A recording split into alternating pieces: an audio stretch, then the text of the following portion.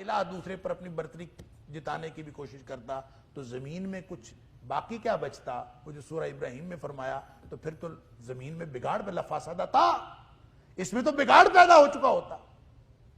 تو زمین کا نظام، سموتھ رننگ، کائنات کا پورا شاندار نظام یہ بتاتا ہے کہ سبحان اللہ عما یصفون، اللہ کی ذات ان سارے عیوب و نقائص سے پاک ہے جس کے بارے میں یہ لوگ باتیں کرتے ہیں۔ ان کو سمجھ نہیں آتی کس ذات کے بارے میں بات کر رہے ہیں، اتنی سی مخلوق ہے۔ وہ جو ہے نا واسع کرسی السماوات والارض، زمین و آسمان کے اوپر اس کی کرسی حاوی ہے۔ وہ کتنی سی کائنات ہے اور کتنی حاوی اس کی کرسی ہے، اس کے اوپر کتنی بڑی ذات ہے، اللہ اکبر۔ اس ذات کے بارے میں لوگ یہ سمجھتے ہیں کہ اس کے ساتھ کوئی الہ مخلوق میں سے اٹھ کے بن جائے گا۔ ما قدر اللہ حق قدری، انہوں نے اللہ کی قدر نہیں کی۔ اور سبحان اللہ عما یصفون، وہ ذات پاک ہے۔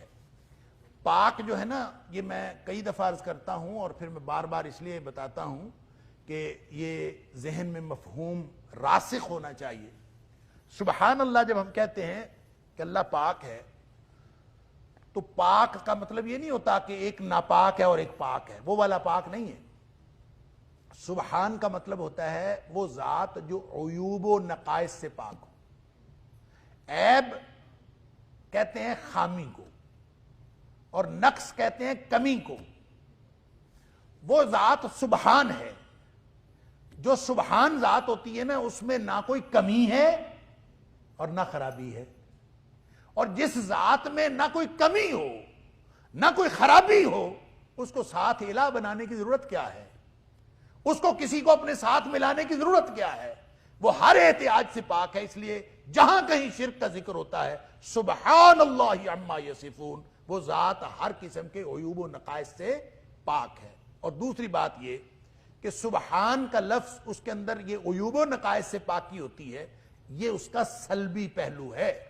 سبحان کے لفظ کا یہ سلبی پہلو ہے کہ اس کی ذات عیوب و نقائص سے پاک ہے، اس میں نہ کوئی عیب ہے نہ اس میں کوئی نقص ہے۔ لیکن اس کے اندر ایک ایجابی پہلو بھی اسی سبحان کے لفظ کے اندر موجود ہے، اور وہ ایجابی پہلو یہ ہے کہ اس کی ذات کمالات اور خوبیوں کا مجموعہ ہے۔ کمی بھی کوئی نہیں، خرابی بھی کوئی نہیں، حسن، خوبی، کمالات، وہ دنیا کائنات میں جو بڑے سے بڑا کوئی تصور ہو سکتا ہے وہ اللہ کی ذات میں بھرپور موجود ہے۔ لہذا جب آپ سبحان کہتے ہیں نا تو اس میں صرف یہ تصور نہیں آتا کہ وہ عیوب و نقائص سے پاک ہے، اس میں یہ تصور بھی شامل ہے کہ وہ کمالات کا بھی مجموعہ ہے، لہذا اس کو کس چیز کی ضرورت نہیں۔